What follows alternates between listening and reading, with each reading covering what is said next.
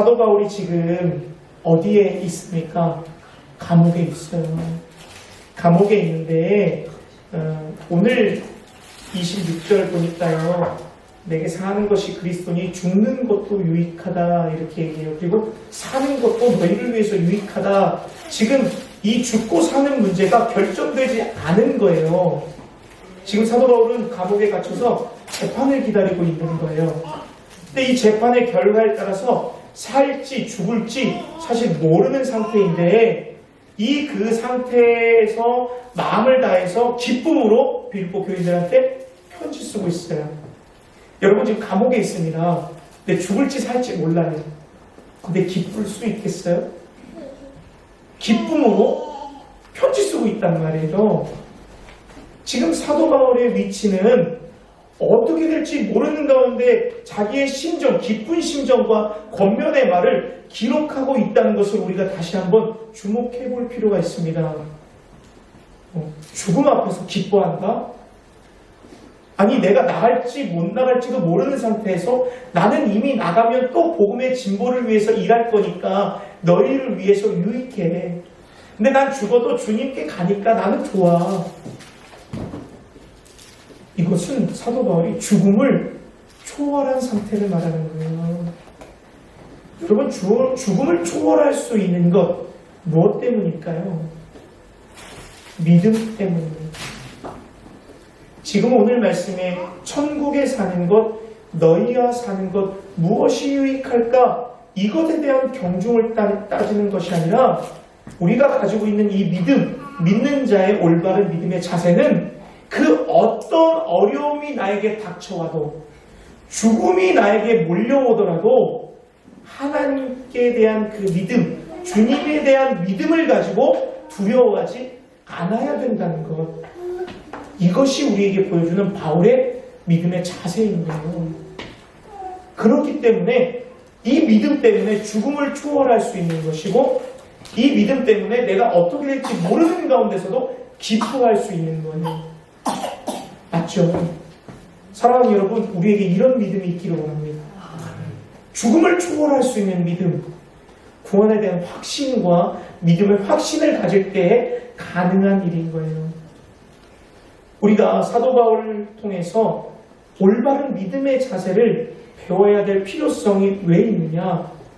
학생들이 공부를 할 때 무엇이 중요할까요? 연필. 자세가 중요합니다. 태도가 중요한 거예요. 연필을 잘 챙겨갈 수 있는 마음도 중요한 거죠. 학생이 공부하러 가는데 책가방도 안 가져가고 연필도 안 가져가면 그 자세가 올바른 자세와 태도입니까? 아니에요. 마음부터가 잘못된 거죠. 우리가 그리스도인으로 살아가려면 사도 바울이 갖고 있는 올바른 믿음의 자세와 태도가 있어야 되는데 그것이 오늘 본문에 기록되어 있어요. 그걸 좀 보고 싶습니다. 21절을 보니까요. 이렇게 되어 있습니다. 이는 내게 사는 것이 그리스도니 죽는 것도 유익합니다. 사도 바울은 죽음에 두려움이 없는 겁니다. 내 안에 거하는 것이, 내 안에 사는 것이 뭐라고 그래요? 그리스도라고 고백하고 있어요. 여러분, 우리는 예수 그리스도를 나의 구주로 영접한 성도입니다. 아멘이시죠? 네. 우리는 성도인데 사도 바울도 성도입니다. 근데 우리에게도 이러한 담대함이 있으십니까? 죽음 앞에서도 떨지 않을 수 있는 죽음 같은 어려움이 있어도 떨지 않는 담대함이 있으십니까? 사도 바울은 왜 이게 있느냐? 믿음 때문에 그래요. 어떤 믿음? 구원의 확신 때문에 그래요. 내가 지금 죽을지라도 내 안에 사는 분이 예수 그리스도이기 때문에 내가 예수 그리스도를 믿기 때문에 어떻게 되더라도 나는 상관없다 이거예요. 왜요? 그래 봐야 천국 가니까요. 예수 만나니까요. 그 믿음이 우리에게 놀라운 능력이 됩니다. 그거 아세요? 죽기 살기로 덤비는 사람은 못 이기는 거? 죽을 각오가 있는 사람들한테는 못 이깁니다. 그러니까 모든 걸 할 때 야 죽기 살기로 해. 죽을 각오를 다해서 해. 그러면 모든 게 할 수 있어. 그런 말도 하죠. 우리는 그리스도의 믿음을 가지고 있기 때문에 죽음을 초월하게 된다면 우리에게 닥치는 환난, 어려움, 역경, 시련, 미움과 질투를 사서 괴롭히는 거 다 이길 수 있는 거예요. 왜요? 믿음의 확신이 있기 때문에. 그리스도가 나와 함께 하시기 때문에. 하늘에 계신 아버지가 우리의 아버지가 되시기 때문에. 그 믿음이 우리에게 큰 능력이 되고 우리의 인생을 변화시키는 거예요. 그 믿음이 있으면, 그 믿음의 확신이 있으면, 구원의 확신이 있으면 우리의 삶이 어떻게 변하게 되는지 아십니까? 우리의 삶의 목표가요, 달라지는 거예요. 이 구원의 확신, 믿음의 확신이 있을 때 우리의 삶의 목표가 달라집니다. 어떤 목표로요? 하나님의 영광을 위해서 살아가는 거예요. 이 믿음의 확신, 구원의 확신이 있을 때 우리가 살아가는 이 세상의 법이 나의 삶의 방향이 아니라 하나님의 말씀이 내 인생의 법이 되는 거예요. 하나님의 말씀이 내 인생의 길잡이가 되는 거예요. 그리고 하나님이 주시는 은혜가 내가 살아갈 수 있는 삶의 원리가 되고 원동력이 되는 거예요. 이것이 믿음에서부터 출발한다는 것입니다. 사도 바울에게 배워야 할 믿음의 자세가 바로 이거예요. 우리는 이 땅에 나그네와 거리같이 살다가 결국 우리는 어디로 가죠? 본향인 천국으로 가는 거예요. 그 사도 바울이 같은 부분 빌립보서 3장 20절에 이렇게 기록해요. 함께 읽겠습니다. 시작. 그러나 우리의 시민권은 하늘에 있는지라 거기로부터 구원하는 자 곧 주 예수 그리스도를 따르니. 우리는 뭐예요? 우리의 시민권은 하늘에 있다는 거예요. 지금 우리가 살고 있는 이 시대에도 미국의 시민권, 영주권을 따려고 많이 노력합니다. 저희 교회가 집에도 미국에서 살고 계시는 어른분들이 계시는데요. 오랫동안 살면서 일하고 하니까 영주권 받으셨더라고요. 근데 그 영주권과 시민권은 완전 다릅니다. 영주권은 거기에 살 수 있는 권리를 주는 건데 시민권은 나라에서 주는 모든 법적인 보호를 다 받을 수 있어요. 그래서 미국의 시민권이 정말 지금 이 시대에 놀랍도록 능력 있고 가치가 있습니다. 그런데 이 사도 바울이 우리의 시민권이 하늘에 있다라고 하면서 시민권을 비유로 사용하고 있어요. 조금 더 로마의 시대를 보면 로마 시대, 로마 제국의 시민권은 지금 미국의 시민권보다 훨씬 더 능력 있고 가치가 있기 때문에 많은 사람들이 로마의 시민권을 따려고 했습니다. 이 로마의 시민권은 어떻게 형성이 되고 어떻게 능력이 있냐면 로마의 시민권을 가지고 있는 사람은요, 불법 감금을 못해요. 그리고 고문을 못합니다. 그리고 재판 없이 감옥에 가두질 못해요. 노예들은요, 막 재판 없이 감옥에 막 가두는 거예요. 돌로 쳐 죽이고. 근데 로마의 시민권이 있다? 때리지도 못합니다. 그러니까 사도 바울이 사도행전을 보면 40에 하나를 감한매를 맞았다라고 했는데 내가 로마 시민권자다고 하니까 매 때린 사람이 두려워했거든요. 그러한 특권이 있는 게 로마 시민권입니다. 근데 이 로마의 시민권은 이게 또 저기가 됩니다. 승계가 돼요. 그러니까 세습이 되는 거예요. 그래서 한 번 로마 시민권을 가진 자다? 그럼 그 집은 계속 로마 시민권자가 되는 거예요. 엄청나죠? 또 어떤 일이 있냐면요. 지방 법원에서 있을 때 로마 시민권자는요. 로마의 황제께 갈 수 있는 거예요. 상소할 수 있어요. 그래서 사도 바울이 가이사에 상소하잖아요. 그러니까 자기가 가지고 있는 죄, 아니 어떤 억울함을 가장 최고 법정에서 재판을 받을 수 있는 권한이 있습니다. 특별히 이 로마, 이 빌립보의 교회는 또 빌립보라는 도시는 좀 특별함이 있는데 군사적으로, 공적으로 빌립보에 있는 사람들에게 로마 시민권을 줬어요. 지금 로마 교회, 빌립보 교회에게 로마 시민권을 얘기하는 건 이 빌립보의 도시에 로마 시민권자들이 있다는 거거든요. 어떻게 빌립보가 로마 시민권을 가질 수 있었냐? 이 빌립보라는 도시는 원래 로마 식민지가 아니었습니다.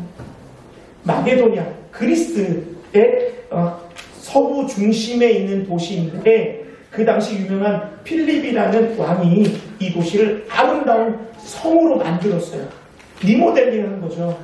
그래서 사도행전 16장에 사도 바울이 이 빌립보의 첫 성에 이르러 이렇게 기록하거든요. 이 첫 성은 첫 번째 성이 아니라 으뜸 가는 성이에요. 가장 아름다운 성을 이 말하는 거예요. 빌립보가 그렇게 으뜸 가는 성인데 그것이 나중에 후에 로마의 식민지가 돼버려요. 그 전에 있던 로마의 그 풍습과 로마에 가지고 있는 문화가 있는 것이 아니라 빌립보에 있는 그 성의 문화와 관습이 있을 거 아니에요. 그러니까 로마 식민지가 되니까 로마 정부에서 폐허 군인들을 모두 로마 시민권을 주고 빌립보에 가서 살아라. 그래서 군사적으로 시민권을 줍니다. 그래서 빌립보에 있는 사람들이 로마의 시민권을 가지고 있을 수 있었던 거예요. 이처럼 로마의 시민권은요, 그만큼 권력이 있고 능력이 있는 거예요. 그런데 하늘에 있는 시민권을 우리에게 비유하고 있는 거예요. 바울은 그리스도를 믿는 성도들이 하늘의 시민권자가 되었다는 것이 로마의 시민권자보다 더 으뜸이다 라고 말하고 있는 겁니다. 사랑하는 여러분, 지금은요 우리가 이 땅 현실에 살고 있기 때문에 하늘에 있는 그 아름다움과 놀라움이 뭔지 몰라요. 고린도전서 12장에 우리는 지금 아무것도 희미하다는 거예요. 거울로 보고 있는 것 같아서 지금 우리가 보고 있는 거울은 깨끗하죠. 그 당시의 거울은 청동 거울이에요. 뿌연 거울. 희미하지만 그 때가 오면 얼굴과 얼굴을 대면할 것이다. 그때가 되면 우리가 가지고 있는 시민권이 얼마나 귀한 것인지 알 때가 온다라는 거예요. 그 자부심으로 시민권을 가지고 있는 천국 백성의 자부심으로 믿음을 가지고 기대하면서 살아가기 때문에 바울이 두려움이 없는 것입니다. 여러분, 이 사도 바울은 주님을 만나는 것을 고대하기 때문에 자기가 죽는 것도 유익하다고 말하고 있어요. 이 세상에 살아가는 짐, 감옥에도 갇히고 매도 맞고 해야 할 사역이 무거워서 짐을 내려놓기 위해서 목숨을 끊고 주님 앞에 간다고 하는 그런 말이 아니에요. 해석할 때 그렇게 해석하면 잘못 해석하는 거예요. 그렇게 되면 어떤 해석이 오냐? 우리도 지금 너무나도 힘들고 어렵고 어려우니까 이 지금 살아가는 이 땅이 고달프니까 그냥 이 땅에서 생명을 막아가고 주님 앞에 가야지, 이렇게 해석할 수 있잖아요. 아니에요. 사도 바울은 내가 어떤 결정이 내려져서 죽을지라도 두려워하지 않는 것은 주님과 함께할 수 있기 때문이다 라고 고백하는 겁니다. 그래서 23절에 이렇게 돼 있어요. 그리스도와 함께 있는 것이 훨씬 더 좋은 일이다. 사랑하는 여러분, 우리는 늘 주님과 지금도 함께 있습니다. 아멘. 주님이 우리 지금 함께하고 계시는 거예요. 그러니까 지금 여기가 뭐예요? 천국이 돼야 되는 거죠. 우리 가정 천국이 돼야 되고 내 마음의 심령이 천국이 돼야 되고 교회가 천국이 돼야 되고 주님과 함께 있는 그곳이 어디라도 천국이 돼야 되는 줄 믿습니다. 우리가 주님을 만나는 것, 주님을 사랑하면, 주님을 기다리고 고대하면, 소망하면 우리와 함께 계시는 거예요. 이것은 구원에 대한 확신, 믿음에 대한 확신이 있을 때 가능한 것입니다. 이것이 우리가 가져야 할 믿음의 올바른 자세가 됩니다. 우리 22절을 다시 읽겠습니다. 우리 22절 함께 읽습니다. 시작.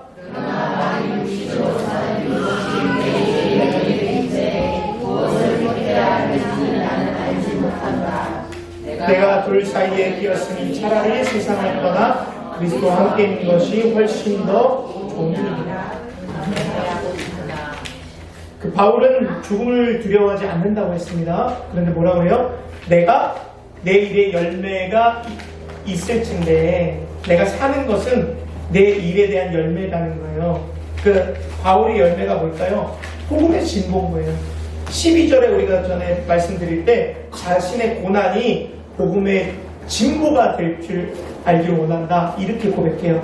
그러니까 내가 살면 복음 증거하니까 열매가 많아질 것 아닙니까? 그거에 대한 기대와 소망도 사도 바울은 가지고 있는 거예요. 사도 바울이 이 둘 사이에 끼었다는 거예요. 죽음을 맞이해서 주님 앞에 간 유익, 내가 살아서 복음을 증거하는 열매, 이 둘 사이에 끼어 있다 라고 고백하는데 나쁜 일 사이에 끼어 있는 것이 아니지 않습니까? 무엇을 결정하든지 이 두 개가 모두 악해서 고민하고 있는 것이 아니라 죽어도 주님을 만나니까 기쁘고 살아도 복음의 열매가 있으니까 기쁜 거예요. 이 둘 사이에 끼었으니까 사도 바울은 감옥에 갇혀 있어도 기쁜 거예요. 그런데 내가 감옥에 갇혀 있어서 재판을 받을 때 사도 바울이 나는 석방이야 자신의 의도대로 나올 수 있습니까? 내가 죄를 지었으니까 나는 사형이야 자신이 판단할 수 있습니까? 없어요. 그러니까 뭐라 그래요? 나는 이 둘 중에 무엇을 택해야 할지 알지 못한다. 선택권이 없다는 거예요. 권리가 없다는 거예요. 그것은 이 선택권과 권리와 주권은 누구에게 있다? 주님에게만 있다는 거예요. 자기가 무엇을 선택해야 할지 알지 못한다는 그 자세가 오직 결정권이 하나님에게만 있으니까 그 모든 것이 하나님의 뜻이다라고 고백하는 거예요.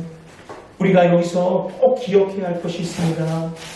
우리가 신앙을 가진 믿음의 자세에 있어서 사도 바울의 고백이 한 줄의 고백이 우리의 삶이 되어야 되는 줄 믿어요. 무엇이냐면 내가 알지 못한다. 나의 인생에 있어서 무엇을 결정해야 할 주권자는 하나님이시다. 이것을 배우기를 소망합니다. 겸손한 자세가 우리에게 있기를 원합니다. 감옥에 갇혀있기 때문에 본인이 뭘 결정할지 몰라요. 모든 것을 주님께 맡기는 거예요. 이것이 우리의 올바른 자세인데 우리 사랑하는 성도 여러분, 대부분의 그리스도인들은 이 신앙의 자세가 없어요. 모든 결정이 나에게 있어요.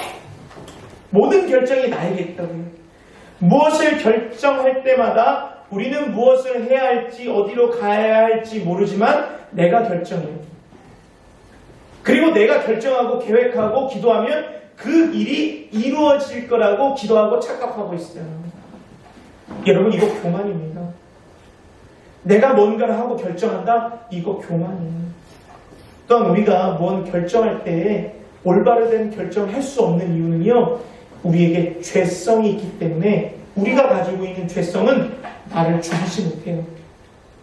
나를 죽이지 못한다는 것은 무엇을 말하냐? 내 생각을 죽이지 못한다는 거예요. 내 고집을 죽이지 못한다는 거예요. 내 욕심을 죽이지 못한다는 거예요. 그렇기 때문에 희생하지도 못하죠. 헌신하지도 못하죠. 말씀에 순종하지도 못하는 것. 어떤 결정을 놓고 기도하고 나아갈 때 인간적인 생각을 하게 되기 때문에 올바른 선택을 할 수 없다는 것. 그런데도 불구하고 우리는 내가 결정한다. 아까운 거죠. 하고 싶은 게 너무 많은 거예요. 남이 잘 되면 배 아프고 내가 계획한 것은 불법을 저질러도 무조건 해야 됩니다. 이게 사람의 죄성이 아니겠어요?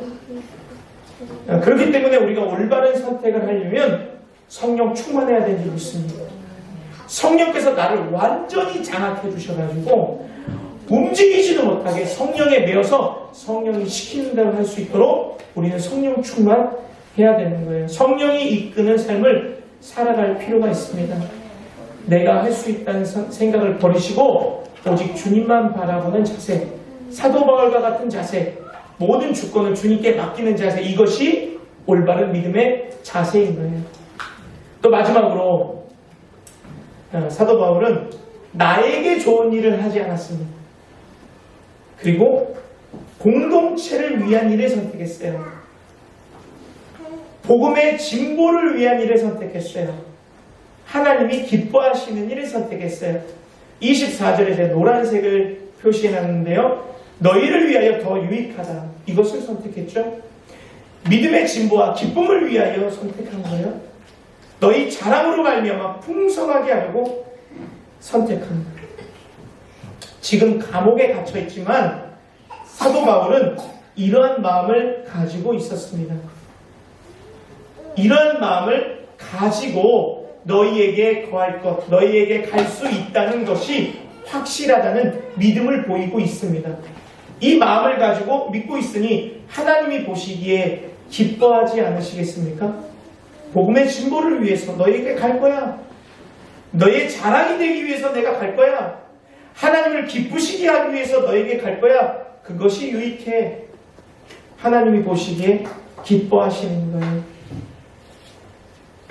기뻐하시는 그 뜻을 따라 하나님은 우리의 마음의 소원을 두시고 그 소원을 이루게 하시는 겁니다. 빌립보서 2장 13절의 바울의 고백이에요. 너희 안에서 행하시는 이는 하나님이시니 자기의 기쁘신 뜻을 위하여 너희에게 소원을 두고 행하게 하신다. 아멘. 아멘. 하나님이 기쁘신 뜻을 가지고 우리에게 소원을 두신대요. 그러니까 우리에게 있는 소원은 무엇이 되어야 하느냐? 하나님의 기쁘신 뜻이 되어야 되는 거예요. 그럴 때 누가 행하신다? 하나님이, 너희 안에 계신 하나님이 행하신다. 아멘. 사랑하는 여러분, 아무리 환난과 역경이 있지만 두려워할 필요가 없다고 말씀드렸죠? 우리는 천국 시민권자이기 때문에 사단에게 시험을 당하거나 우리를 넘어뜨리려고 해도 하나님이 보호하시는 거예요. 우리의 연약함과 부족함 때문에 실수하고 넘어졌더라도 하나님은 지켜 세워주시는 거예요. 그런데 우리가 마음에 품어야 할 것은 하나님을 기뻐하실 수 있는 소원을 품어야 되는 거예요. 복음의 진보, 하나님이 기뻐하시겠죠. 예배자 되는 것, 하나님이 기뻐하시는 거예요. 교회를 사랑하는 것, 하나님이 기뻐하시는 거예요. 이것을 품으면 하나님이 일하시는 거예요. 사랑하는 여러분, 마음의 소원을 품어라. 어떻게 하는 것일까요? 하나님이 기뻐하시는 일이 무엇인가요? 제가 이 오늘 본문에 띄워놓지 못했지만 우리 성경을 한번 찾아볼게요. 히브리서 11장입니다. 신약성경 364페이지예요.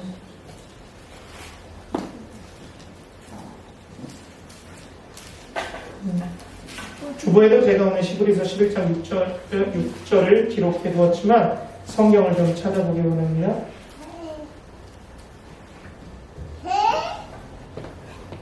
다 찾으셨죠?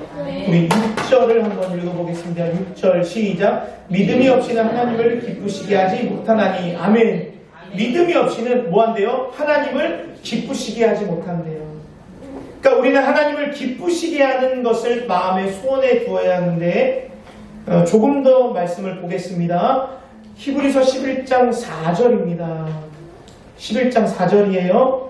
우리 한번 4절 읽어보겠습니다. 시작. 믿음으로 아벨은 가인보다 더 나은 제사를 하나님께 드림으로. 아멘. 뭐 했대요? 제사를 드림으로 하나님이 기뻐하시는 자가 됐대요. 우리의 소원을 품어야 되는 일은 하나님이 기뻐하시는 예배자가 될 수 있도록 마음의 소원을 품어야 되는 줄 믿습니다. 아멘. 밑에 5절에 보니까요, 에녹은 죽음을 보지 않고 하나님께 옮겨졌대요. 왜냐하면 에녹은요, 살아있을 때 하나님이 기쁘시게 하는 자라는 증거를 받았다는 거예요. 얼마나 하나님을 기쁘시게 하였으면 죽음을 보지 않고 하나님이 데려가셨을까요? 이 정도로 하나님을 기쁘시게 하는 자는 하나님이 너무나 사랑하시는 거예요. 조금 더 밑에 내려가 볼게요. 7절입니다. 7절. 히브리서 11장 7절 읽습니다. 시작. 믿음으로 노아는 아직 보이지 않는 일에 경고하심을 받아 경외함으로 방주를 준비하여 그 집을 구원하였으니 아멘. 하나님을 기뻐하시게 하는 것은 무엇이냐? 하나님을 믿음으로 경외하는 거예요. 경외한다는 것은요, 하나님이 살아계신다는 걸 인정할 때에